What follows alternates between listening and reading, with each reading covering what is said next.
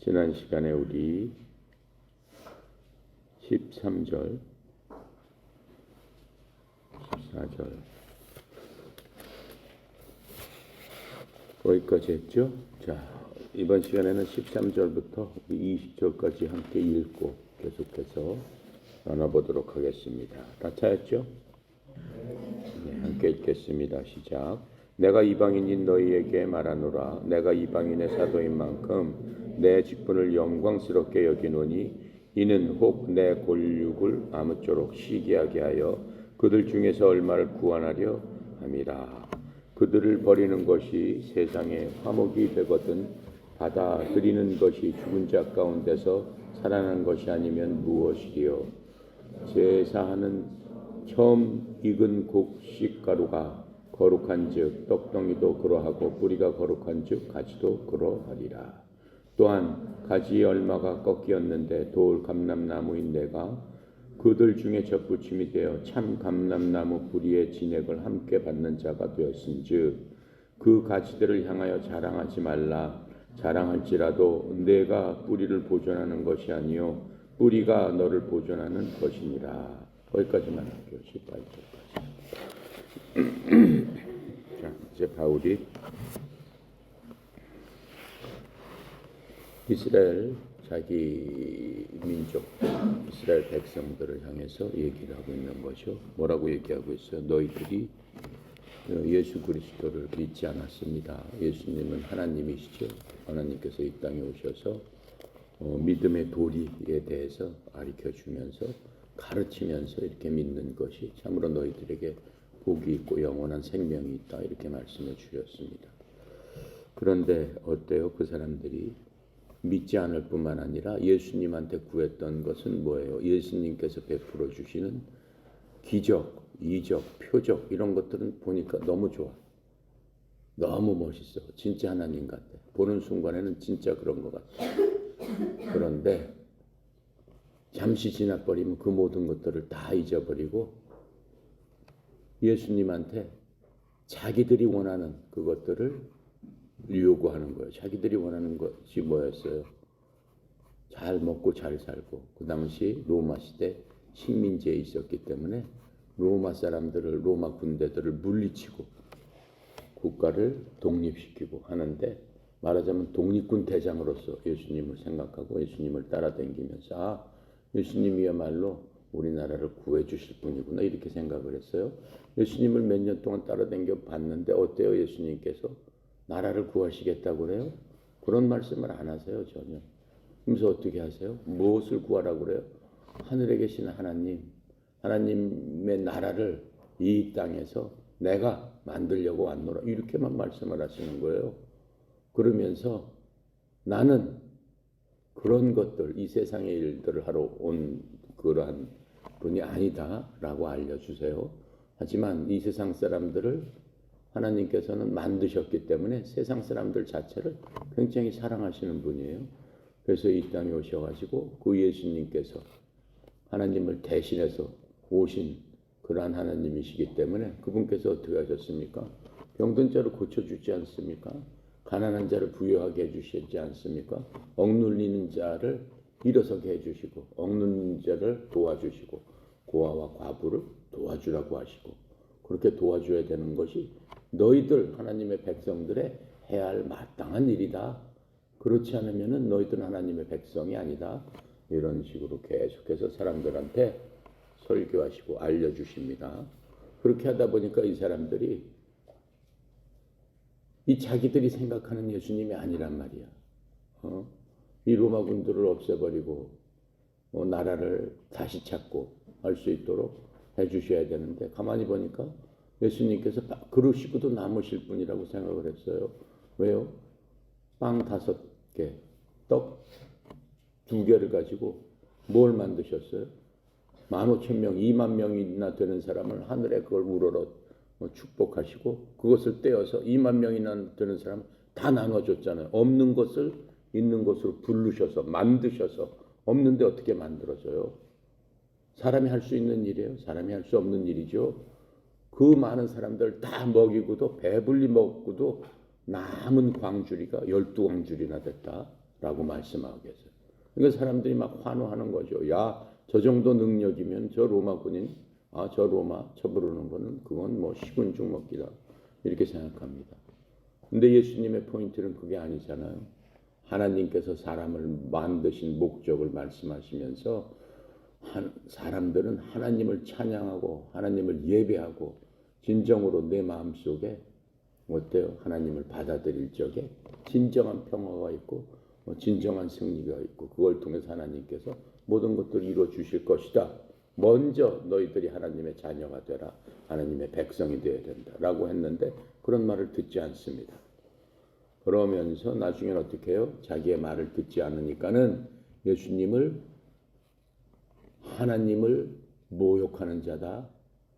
자신이 하나님이라고 그랬다라고 하면서 하나님을 모욕하는 신성을 모욕하는 자다라고 해서 예수님을 자기네 법에 따라서 처형을 하려고 합니다. 결국은 국민들이 다 합심해가지고 백성들이 다 합심해가지고 예수님을 십자가에서 죽이게 되는 겁니다. 자, 그렇게 함으로써 그렇게 죽였던 그 이스라엘 사람들, 그 사람들이 자신들의 죄를 받게 되는 거죠.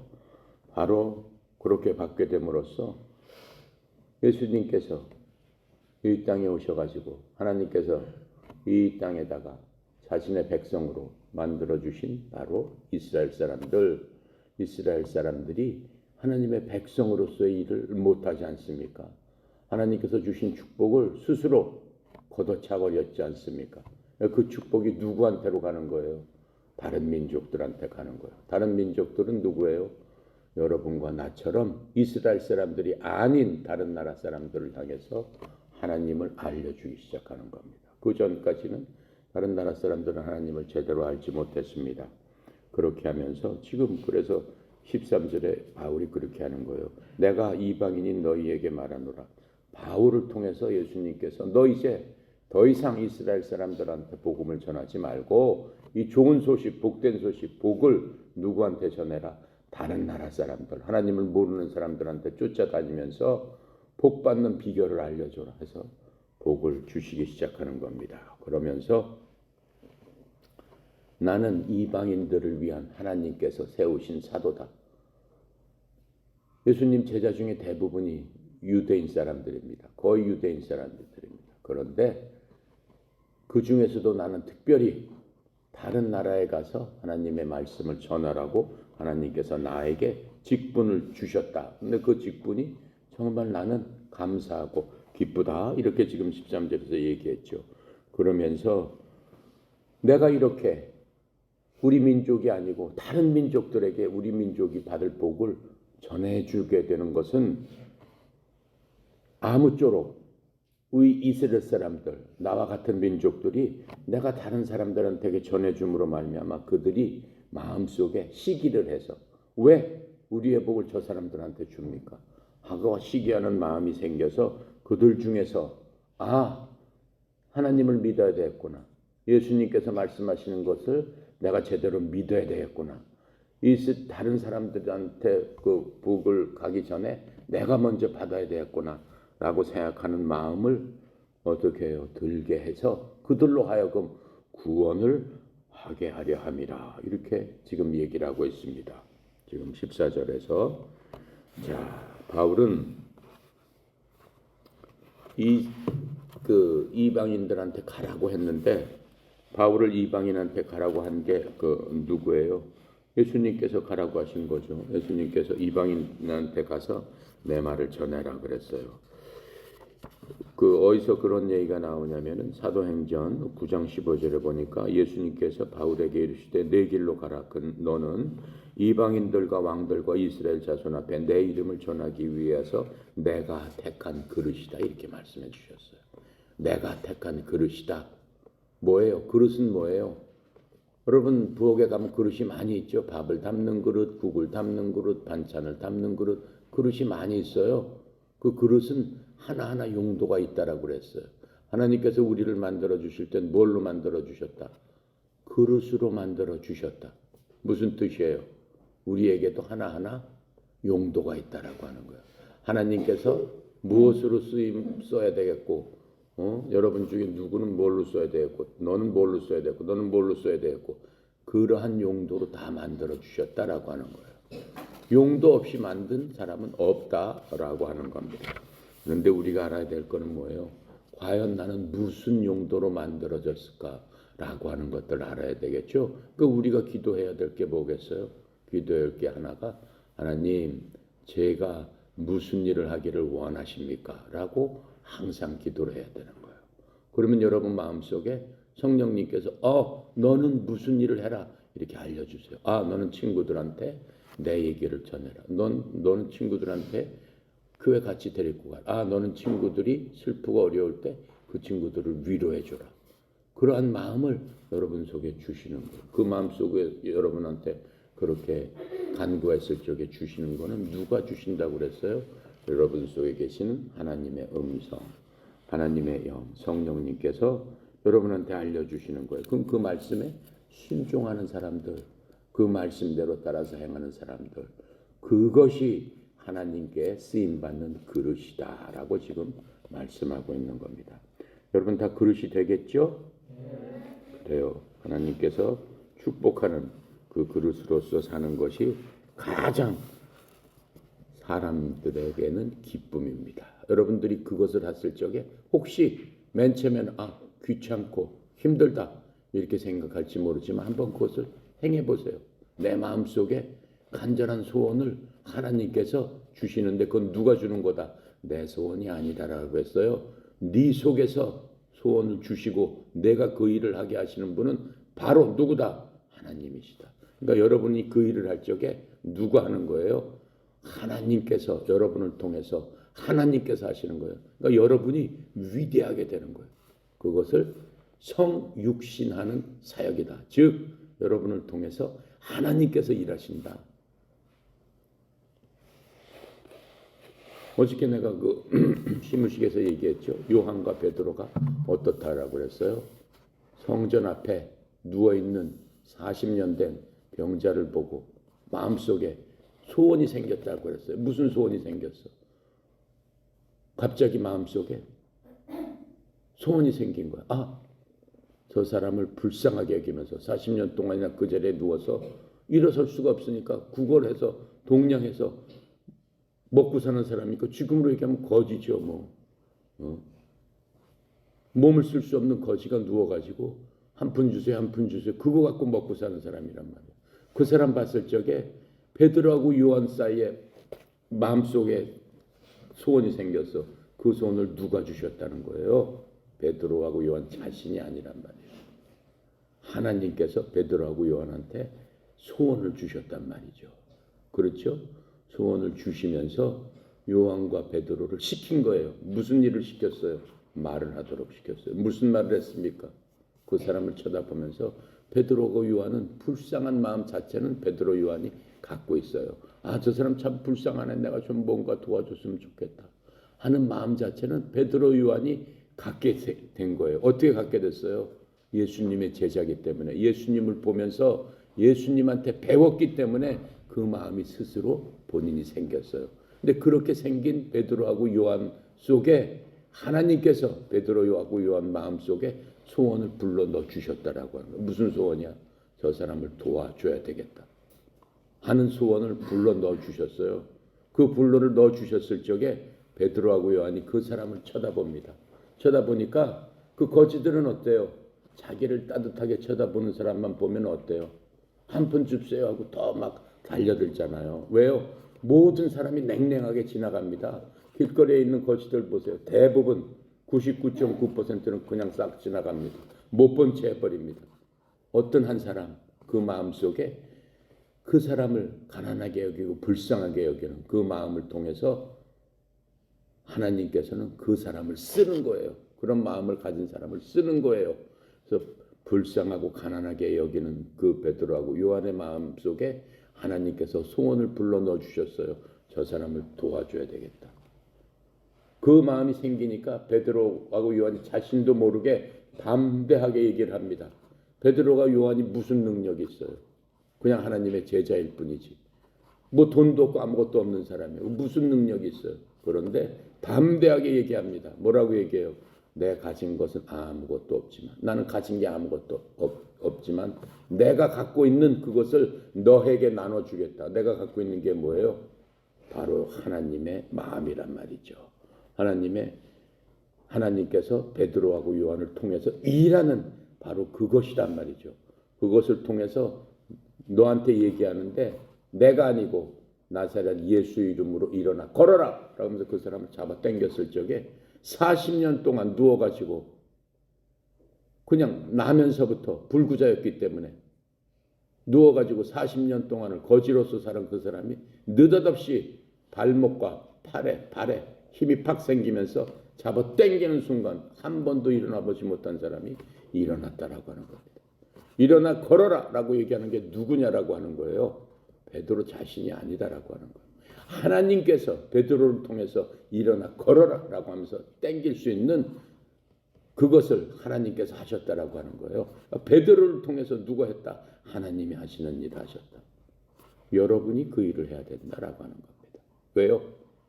이미 여러분은 하나님을 믿는 사람이기 때문에, 베드로하고 요한하고 여러분하고 똑같은 사람이기 때문에, 똑같은 성도이기 때문에 우리가 하늘에 가면은 요한도 만나고 베드로도 만나고 다 만납니다. 그 사람이 여러분을 뭐라고 얘기하겠어요? 나의 형제님 이렇게 얘기해요. 그리스도 안에서는 모든 사람이 형제 자매이기 때문에 내 형제님, 내 자매님 잘 오셨어요. 이렇게 얘기하는 거란 말이에요. 그러니까 베드로가 할 수 있는 일, 요한이 할 수 있는 일, 지금도 똑같이 할 수 있다라고 하는 거예요. 단지 우리가 담대하게 하나님을 믿는 믿음을 갖고 베드로와 요한처럼 굳건하게 서 있기만 하면은 어때요? 그 일을 할 수 있다라고 하는 거예요. 굳건하게 서 있는다는 얘기가 뭐예요? 우리 이번에 슬로건이 뭡니까? 일어나서 빛을 발하라. 내 힘으로 일어나서 빛을 발할 수 없습니다. 뭘로 일어나야 된다는 얘기예요? 그리스도 안에서 베드로와 요한처럼 하나님의 힘으로 일어났을 적에 우리를 바치고 있는 게 그 뿌리가 누구다? 그리스도시다. 예수님의 힘이시다. 그 안에서 일어났을 적에 여러분이 하는 모든 것들이 그대로 이루어질 수 있다라고 하는 거예요. 왜요? 여러분은 하나님께서 만드신 그릇이기 때문에 그렇다라고 하는 거예요. 지금 로마서에서 얘기하는 게 바로 그 그릇을 얘기하고 있는 거예요. 그러니까 베드로하고 요한도 하나님께서 그렇게 쓰시기 위해서 그릇을 만들어 놨는데, 베드로하고 요한은 그 그릇을 내가 무슨 그릇이다라고 하는 것을 제대로 알게 됐어요. 근데 베드로하고 요한이 그 그릇을 내가 어떻게 만들어졌다라고 하는 걸 맨 처음부터 알았습니까? 몰랐어요. 전혀 몰랐어요. 베드로가 어떤 사람인데 지금 일어나 걸어라고 잡아당기니까 병든 사람이 일어나 걸을 수 있는 그러한 축복을 하나님께서 주셨겠어요? 그러한 사람을 어떻게 하나님께서 사용하셨겠어요? 베드로가 그렇게 사용될 적에는 베드로는 엄청난 많은 훈련을 받았습니다. 그 베드로 자신은 나는 할 수 없습니다 라고 하면서 도망다녔어요. 제가 어떻게 하나님 일을 하겠어요? 나 같은 죄인이, 나같이 능력도 없고, 나같이 돈도 없고, 나같이 힘도 없고, 배우지도 못했는데 내가 무슨 하나님 일을 하겠어요? 나는 겁쟁입니다 라고 하면서 도망다녔어요. 그런데 하나님께서 그 그릇이 너는 이렇다라고 하면서 하나님께서 계속적으로 베드로한테 힘 주시고 베드로를 어떻게 했어요? 알게 하시고 깨닫게 하셨어요. 뭐를 통해서? 하나님의 말씀을 통해서. 그 베드로는 어떤 사람이었어요? 예수님을 3번이나 배반하고 예수님을 욕하고 예수님을 모른다고 하고 마지막에는 예수님을 자기가 불리하게 되니까 자기가 살기 위해서 예수님을 저주까지 한 그러한 베드로였어요. 그래도 예수님께서는 그 베드로를 일으켜 세우셨단 말이죠. 그렇게 세움을 받은 다음에 그릇으로 만들어진 다음에 베드로한테는 그 전에 있었던 두려움, 자기 자신만 생각하고 자기 이익을 생각했던 그러한 이기심, 세상에 대해서 내가 이렇게 해야지 살아남지 하는 그런 마음들이 모두 사라지게 됐어요. 사라지게 되고 담대하게 하나님의 그릇으로서 하나님 앞에 나갔을 적에 베드로야 이제 됐다. 내가 너를 사용한다. 하시면서 맨 처음에 사용하신 게 바로 이거예요. 일어나 걸어라 라고 하면서 딱 베드로를 통해서 보여주셨을 적에 베드로가 어떻겠어요? 하나님께서 만약 여러분이 베드로라고 생각해 보세요. 여러분이 그 아픈 사람 앞에 가서 어떻게 일어나 걸어라 하면서 잡아당겼는데 어떻게 했어요? 벌떡 일어나서 그 사람이 걸어당길 뿐만 아니라 막 기뻐해서 얼마나 기쁘겠어요. 뛰어다니면서 노래를 부르면서 하나님을 찬양하더라라고 하는 겁니다. 그 하나님의 마음이 어떻겠어요? 너무 기쁘신 거죠. 그 사람이 일어나서 기뻤겠어요? 그것도 기뻤겠지만 어때요?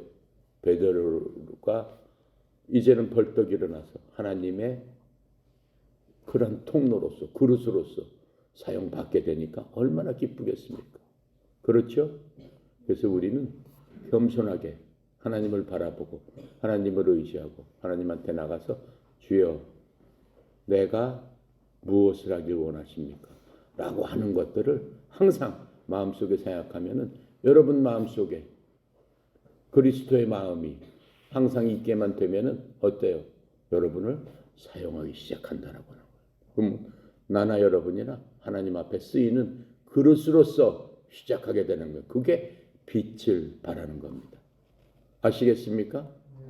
일어나기 위해서는 첫 번째 예수님을 베드로처럼 믿어야 돼요. 베드로는 겁쟁이였지만은 담대하게 내가 죽으면 죽지 뭐. 하나님은 죽으면 죽겠다는 사람을 죽이십니까? 아니죠. 아니에요. 하나님의 방법은 뭐예요? 내가 있는 것을 가난한 사람한테 주어라. 그러면 어떻게 한다? 세상에서 내가 갖고 있는 것에 더블을 받게 하실 거다. 내가 100만 원 있었는데 100만 원을 다 나눠줬을 적에 누구를 통해서 무엇을 통해서 200만 원을 너한테 주실 거다. 왜 주셨겠어요? 네 마음이 항상 받은 것을 네 걸로 생각 안 하고 다른 사람을 위해서 하나님의 영광을 위해서 쓸 수 있는 마음이 됐기 때문에 하나님께서는 그런 사람의 마음을 보시고 그 사람을 그릇으로 사용하신단 말이죠. 그러니까 그릇이 크고 깊고 넓게 되는 거죠.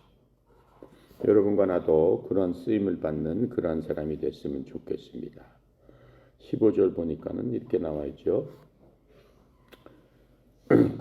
그들을 버리는 것이 세상의 화목이 되거든 그 받아들이는 것이 죽은 자 가운데서 살아난 것이 아니면 무엇이요? 그들을 버리는 것이 세상의 화목이 됐다고 했어요. 무슨 얘기예요? 그들이 누구예요? 이스라엘 사람들. 이스라엘 사람들을 버린다고 그랬어요. 버린다고 그래서 완전히 쓰레기처럼 버려가지고 뭐 하치장에 가가지고 그냥 태워버립니까? 그 말씀이 아니죠.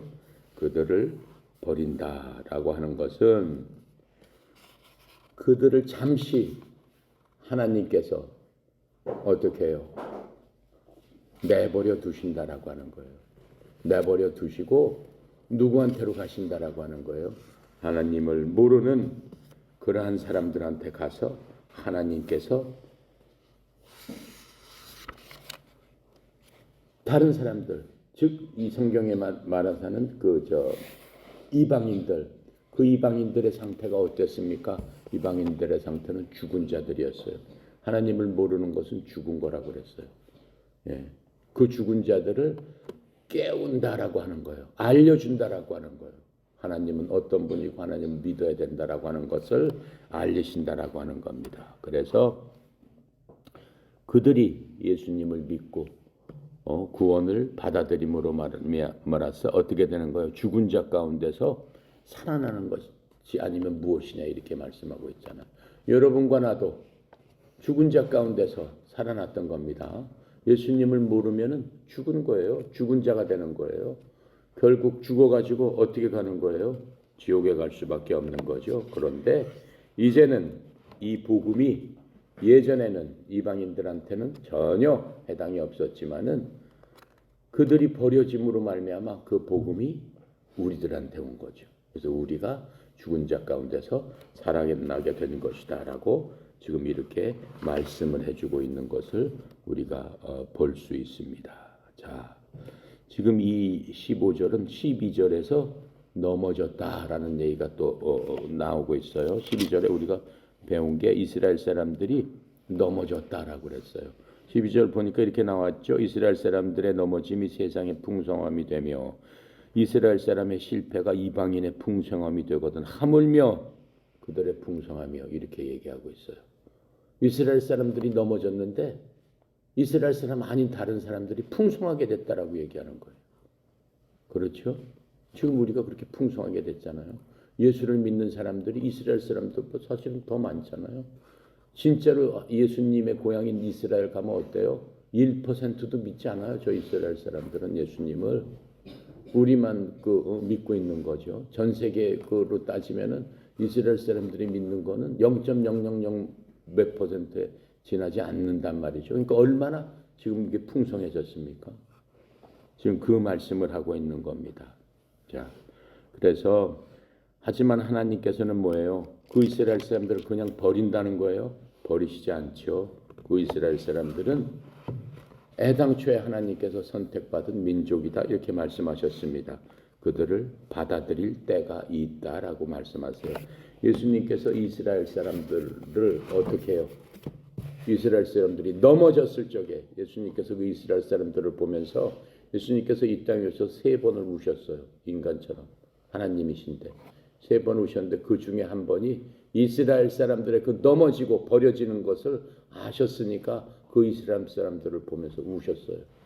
우시면서 무슨 말을 하세요? 마태복음 23장 37절부터 39절에 보니까 예수님께서 이렇게 우시면서 하신 말씀이 있어요. 들어보세요. 오 예루살렘아 예루살렘아 대언자들을 죽이고 내게 보낸 자들을 돌로 치는 자들이여 암탉이 자기 병아리들을 자기 날개 아래 모음같이 내가 얼마나 자주 내 자녀들을 함께 모으려 하였더냐. 그러는 너희가 원치 아니하였도다. 보라 너희 집이 버림받아 너희에게 황폐하게 되었느니라. 내가 너희에게 이르니 너희가 말하기를 찬송하리로다 주의 이름으로 오시는 이여 할 때까지 이제부터 너희가 나를 보지 못하리라 하십니다. 예수님이 돌아가시기 전에 하신 얘기예요. 뭐라고 얘기하고 있어요? 너희들이 대언자들을 죽이고 내게 하나님께서 보낸 하나님의 말씀을 전하는 사람들을 다 돌로 쳐서 죽여버렸다라고 지금 말씀하고 있어요. 그런데 나는 암탉처럼 병아리들을 어떻게 해요? 자기 품속에 이렇게 모으잖아요.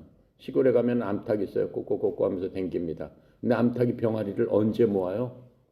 하늘에 솔개가 떴을 적에 하늘에 독수리가 떠가지고 그 독수리가 어때요? 땅에 있는 먹을 것들을 채로 공중에서 내려옵니다. 내려와서 확 먹이를 채서 가는데 병아리들을 채가지고 하늘로 가가지고 병아리를 잡아먹습니다.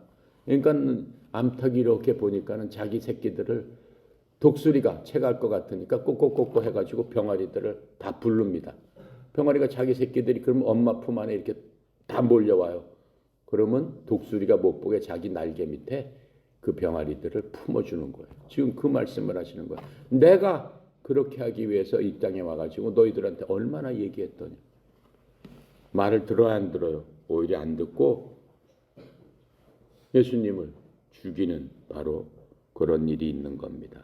그렇게 됨으로써 너희 집이 버림받아 너희가 황폐하게 되리라. 말씀 그대로 되어버렸잖아요. 이스라엘이 버림을 받았잖아요. 그래서 이스라엘이 황폐하게 돼서 2000년 동안 황폐하게 되고 집도 없어져 버렸잖아요. 예수님 말씀 그대로 이루어진 겁니다. 그런데 내가 너희에게 이르니 너희가 말하기를 그런데 너희가 그걸로써 황폐하게 돼서 다 끝나서 죽어버린 게 아니고 내가 너희한테 얘기를 하는데 너희들이 앞으로 무슨 일이 생길 거다 찬송하리로다 하면서 오히려 그 모든 것들을 회개하고 하나님 앞에 나가서 하나님을 찬송하겠다라고 하는 거예요. 찬송한다라고 하는 거예요. 뭐라고 얘기하면서 주의 이름으로 오시는 이여 이렇게 하면서 찬송하겠다라고 해요. 그 말씀 무슨 말이에요? 언젠가 예수님의 이름으로 오신다라고 하는 거죠. 예수님께서 다시 오신다라고 하는 거죠. 다시 오실 적에 이스라엘 사람들이 예수님을 보고 찬송을 한다라고 하는 거예요. 그때까지 너희는 나를 보지 못하리라. 그때까지 못 봅니다. 볼 수가 없습니다. 그러면서 그 예수님의 시선이 어디로 갔어요? 이방인한테로 넘어간 얘기를 지금 이렇게 해주고 있는 겁니다. 자, 그래서 마태복음 19장 28절에 보니까 또 말씀해 주고 계세요. 예수님께서 제자들에게 이르되 진실로 진실로 내가 너희에게 이르노니 다시 나게 하는 때 곧 예수님께서 이 땅에 자기의 영광의 왕좌에 앉을 때 나를 따른 너희도 열두 왕좌에 앉아 이스라엘의 12지파를 재판하리라. 예수님의 제자들한테 한 얘기예요. 예수님의 제자들은 어땠어요? 예수님 따르면서 복음 전하면서 죽기까지 순종해가지고 베드로 어떻게 됐습니까? 목이 잘려서 죽습니다. 모든 그 예수님의 11 제자들은 다 목이 잘려서 죽어요. 마지막 한 사람 요한만 그냥 늙어서 죽고 나머지는 전부 예수님처럼 십자가에 못 박혀서 로마 사람들이 다 잡아 죽입니다. 근데 예수님께서 뭐라고 하셨어요? 내가 다시 오는 날 너희들 부활해서 나와 함께 이 세상을 다스리면서 12지파를 어떻게 하리라? 재판하리라, 심판하리라. 이렇게 말씀하고 있는 것들을 우리가 볼 수 있습니다. 그래서 사도행전 3장 18절에 이렇게 말씀하세요. 그런즉 너희는 회개하고 회심해라. 무슨 얘기예요? 너희 모든 잘못을 하나님 앞에 구하고 더 이상 죄를 짓지 말고 하나님 말씀에 순종해라. 이렇게 말씀하십니다. 그러면 새롭게 하는 때 주가 앞으로부터 이를 때 너희 죄들을 없애줄 것이다. 하나님께서는 아무리 큰 죄를 졌더라도 하나님 앞에 나가서 회개하고 어떻게 해요? 하나님께 돌아가서 순종하게 되면은 베드로처럼 그렇게 3번이나 하나님을 배신했더라도 하나님께서는 그 죄를 묻지 않고 없애주신다라고 지금 말씀하고 있는 것들을 우리가 볼 수 있습니다. 자, 그렇게 하고 앞으로의 그 날들에 대해서 그 요한계시록 20장 1절부터 6절에 이렇게 말씀하고 있습니다. 잘 들어보세요. 무서운 얘기일 수도 있지만은 하나님을 믿는 사람들한테는 굉장히 소망적인 얘기, 하나님을 믿지 않는 사람들한테는 정말로 끔찍한 얘기예요. 아주 끔찍한 겁니다. 들어보세요. 또 내가 보니 한 천사가, 이건 내가 봤다는 건 뭐예요? 하나님의 12제자 중에 한 사람만 늙어서 죽었다고 그랬어요. 바로 그 요한이 죽기 전에 하나님께서 요한을 통해서 그림으로 다 보여주셨어요. 영화를 보듯이 요한이 그것을 딱 보면서 글로 다 적었습니다. 그 적은 것 중에 한 장면입니다. 내가 보니 한 천사가 바닥 없는 구덩이의 열쇠와 큰 사슬을 손에 들고 하늘로부터 내려와 마귀요 사탄인 그 용 곧 저 옛뱀을 붙드니라. 그가 그를 붙잡아 1000년 동안 결박하여 바닥 없는 구덩이에 던져 넣어 가두고 그 위에 열쇠를 잠궈서 1000년이 찰 때까지 그가 더 이상 민족들 사람들을 속이지 못하게 하니라. 그 뒤에 그가 반드시 잠시 동안 풀려나리라. 그게 지금 우리를 속이고 있는 전쟁을 일으키고 나라마다 싸움질을 하게 만들고 하는 그 마귀를 갖다가 잡아가지고 1000년 동안 지옥 같은데 감옥 같은 데다가 쳐넣겠다라고 말씀하시고 있습니다. 그런데 잠시 그 마귀가 풀려나는 때가 있다라고 지금 말씀하세요. 또 내가 보니 왕좌들과 그것들 위에 앉은 사람들이 있는데 그들에게 심판이 맡겨졌더라. 또 내가 보니 예수님의 증언과 하나님의 말씀으로 인하여 목베인 자들의 혼들이 있는데 그들은 짐승과 그의 형상에게 경배하지도 아니하고 자기들 위에 이마 위에나 손 안에 짐승의 표를 받지 아니한 자들이더라. 그들이 살아서 그리스도와 함께 1000년 동안 통치하되 그 나머지 죽은 자들은 그 1000년이 끝날 때까지 다시 살지 못하였더라. 이것이 첫째 부활이니라. 자, 예수님께서 이렇게 오시게 되면은 죽었던 예수님을 믿고 죽었던 모든 사람들이 다시 살아난다라고 했습니다. 죽었던 사람들이 다시 살아나는데 그것을 첫 번째 부활이다. 바로 그것은 첫 번째 부활이고, 근데 예수님 올 적에 살아남지 못하고 그냥 있는 사람이 있어요. 구원받지 못한 사람. 예수님을 믿지 않고 죽은 사람들은 살아남지 못합니다. 그대로 있게 되는 겁니다. 그 후에 첫째 부활에 참여하는 자는 복이 있고 거룩하도다. 둘째 사망이 그들을 다스릴 권능을 갖지 못하고 도리어 그들이 하나님과 그리스도의 제사장이 되어 1000년 동안 그분과 함께 통치하리라. 구원받은 여러분과 나는 1000년 동안 어떻게 된다는 거예요? 하나님과 그리스도의 제사장이 되어 1000년 동안 예수님과 함께 이 땅에서 통치하게 된다 라고 말씀하고 있는 겁니다. 여기서 보면은 첫째 부활, 둘째 부활, 첫째 사망, 둘째 사망이 있습니다. 첫째 사망은 뭡니까? 여러분이나 나나 육신적으로 병이 들어서 죽게 되면 죽는 거죠. 그걸 사망이라고 하죠. 첫 번째 사망이라고 하는 겁니다. 첫 번째 사망으로 그게 끝나는 게 아니죠. 죽고 난 다음에 다시 한번 심판을 받는데 그 심판받아서 지옥 가는 것을 둘째 사망이라고 하는 겁니다. 요한계시록, 이 요한이 지은 요한계시록대로 이 땅에는 1000년 동안 계속되는 그리스도의 왕국이 있습니다. 지금은 세상의 왕국이라고 하죠. 세상마다 다 대통령이 있고 왕들이 있어요. 각각 나눠서 다 지금 다스리고 있어요. 우리나라도 대통령 있고 이북도 있고 미국도 있고 다 있습니다. 하지만 예수님이 오시는 때는 그런 거 없습니다. 다 하나가 돼가지고 예수님만이 이 세상의 왕이 되시는 겁니다. 지금 각 나라를 다스리고 각 민족을 다스리는 많은 사람들이 있죠. 예수님 오실 때 누가 다스린다는 거예요? 예수님 믿는 사람들이 각 민족 각 나라에 다 흩어져서 1000년 동안 다스리게 되는데 그게 예수 믿고 구원받은 우리들이다라고 지금 말씀하고 있는 겁니다. 그래서 이 그리스도의 왕국이 세워질 적에는 구약의 하나님의 그 대언자들이 계속하여 이 기간이 온 우주가 의로 인해서 치리를 받는, 의로 인해서 어떻게 해요? 구속받게 되는 온 땅에 복을 받는 때라고 지금 얘기하고 있습니다. 그래서 우리는 그 때를 기다리고 있는 거예요. 예수 믿는 사람은 천년 왕국을 기다리고 있습니다. 그래서 앞으로 이 천년 왕국의 소망을 갖고 우리가 예수님과 함께 그 모든 것들을 다스릴 수 있는 그러한 권세를 우리에게 주신 그 예수님을 우리가 끝까지 믿고 놓지 않아야 된다라고 하는 겁니다. 하나님께서 이 땅을 이렇게 지금처럼 악하고 전쟁이 나고 서로 질투하고 서로 싸우고 하게 만들어 주시지 않았습니다. 이 땅은 맨 처음에 하나님께서 인간을 만드셨는데 그 인간의 이름이 누구였죠? 누구예요? 아담, 첫사람 아담이란 말이에요. 그 첫사람 아담은 뭐 때문에 죄를 지었어요? 네? 뭐 때문에 죄를 지었어요? 뭐 때문에 죄를 지었어요? 아담이. 하지 말라는 짓은 무슨 짓을 했어? 그래. 선악과는 뭐예요? 선악과가 뭐예요? 네? 그래, 맞아. 선과 악을 알려주지 않는 열매 선악과지. 그래, 안 그래? 진호 나와. 나오세요. 훌륭해요. 너무 쉬운데 말이야. 애들 하나도 이렇게 쉬운 걸 못 맞춰. 기본적인 걸, 그지?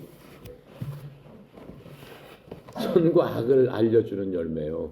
만약에 선과 악을 알려주는 열매를 먹었다는 얘기는 무슨 뜻이냐면은 그 전에는 악이라는 것을 몰랐다는 거잖아요.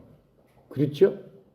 지금 그 말을 진호 말을 뒤집으면은 선과 악을 알려주는 열매인데 만약에 그런 것을 안 먹었다면은 악이라는 것 자체를 몰랐다라고 하는 거예요. 그럼 무슨 얘기예요? 하나님께서 맨 처음에 만드셨을 적에는 사람들이 악이라는 것을 몰랐다라고 그랬어요. 악이라는 것을 알지 못하도록 하나님께서는 만들어 주셨다고 그러는 거예요. 그러면 사람의 성품이 어떻다는 거예요? 악이 없었다는 거잖아요. 선만 있었다는 거잖아요. 너무 좋잖아요. 그렇죠? 누구를 봐도 악한 생각을 안 해. 누구를 봐도 그런 생각 자체를 모르는 거야. 악이라는 것 자체를 모르는 거야. 욕이라는 것 자체를 할 줄 모르는 거야. 왜요? 욕을 모르기 때문에 할 수가 없는 거야. 사람은 원래 그 모습이 돼야 된다라고 하는 거예요. 지금 예수님 믿고 우리가 바라는 게 바로 그거예요.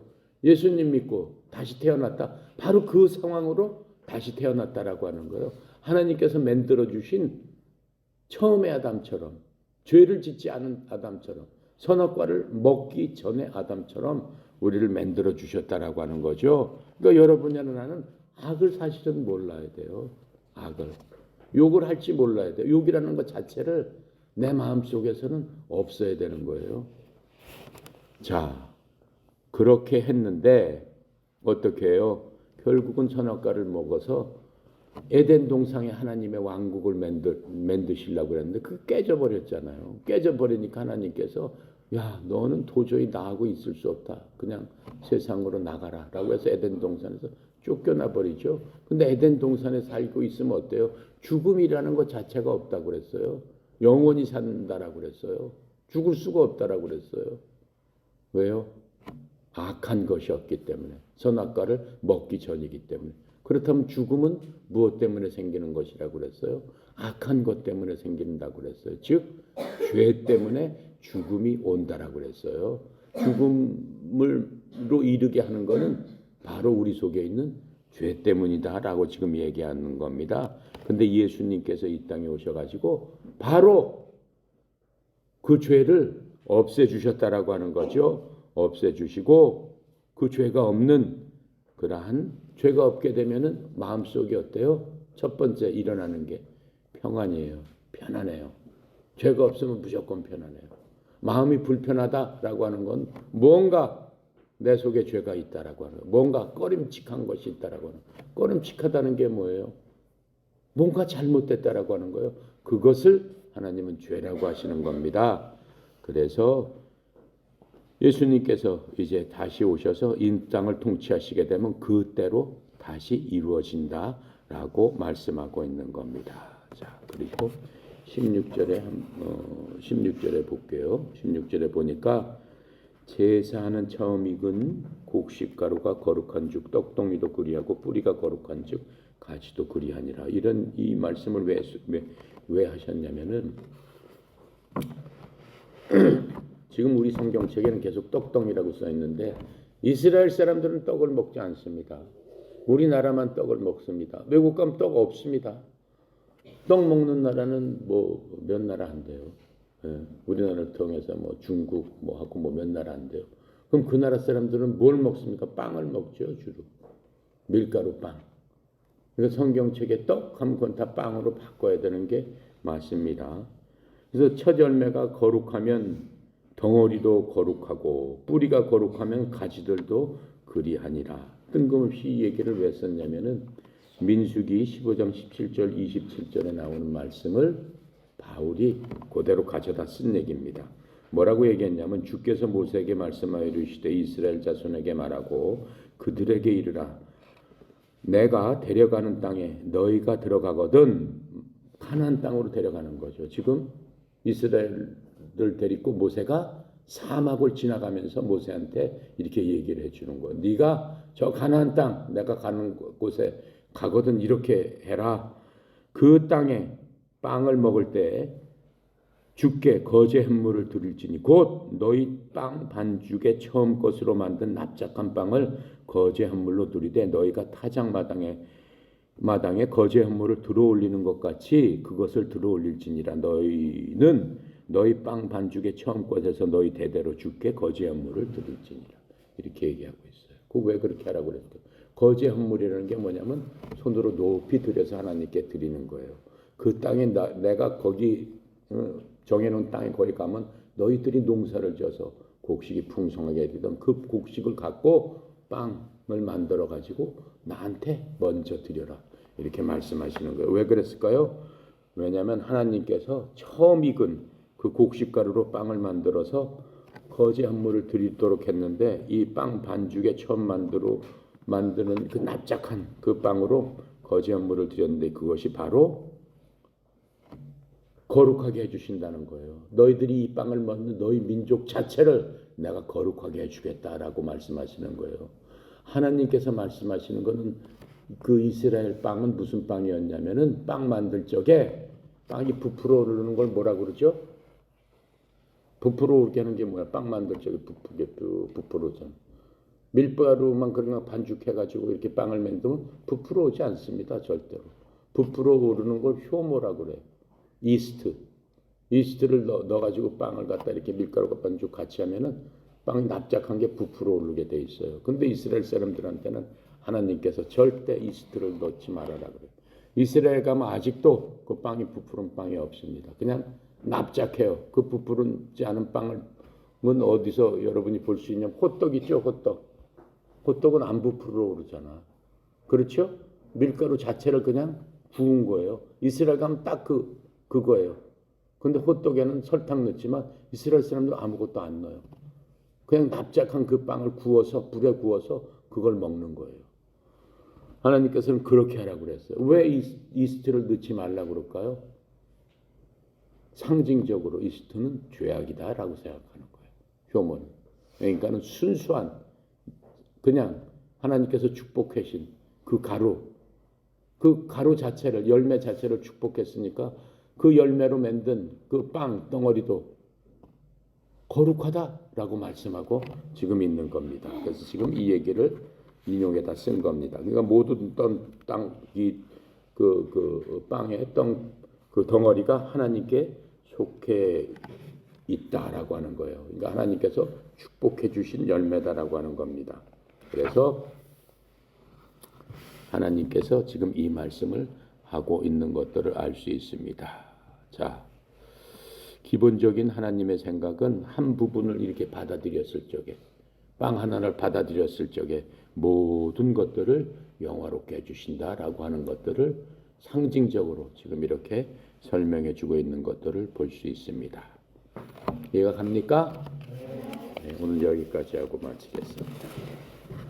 기도합니다. 감사하시오 거룩하신 하나님, 참으로 오늘 감사합니다. 이스라엘을 통해서 하나님께서 모든 축복을 이제 우리들에게 주심으로 말미암아 하나님께서 쓰시는 그릇으로 우리를 만들어 주시고 복 주신 주님 감사합니다.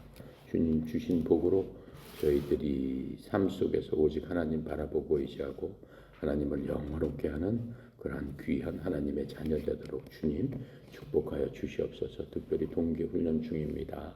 아버지 하나님 아프지 않게 하시고 건강의 축복을 주시옵소서. 2024년 모든 대회를 통해서 무대에서 하나님의 영광을 돌리고 훈련하는 과정 중에서도 하나님께서 축복하여 주셔서 아버지 하나님 우리 선수들의 기능이 온전히 회복되게 하여 주시옵소서. 아픈 곳들을 예수 그리스도의 이름으로 치유해서 온전히 낫게 하여 주시옵소서. 바울, 요한과 베드로가 나에 있는 것 내게 주노니 일어나 걸어라 라고 하신 그 말씀이 지금 아픈 곳을 때문에 하나님께 기도하는 하나님의 선수들 하나하나에게 주여 그대로 임하게 하여 주셔서 아픈 곳이 회복되는 놀라운 기적을 체험해서 하나님을 만날 수 있도록 주님 축복하고 도와주시옵소서. 오늘 하루도 주께 모든 것 의탁합니다. 감사드리며 우리 주 예수 그리스도 이름으로 기도드렸습니다. 아멘.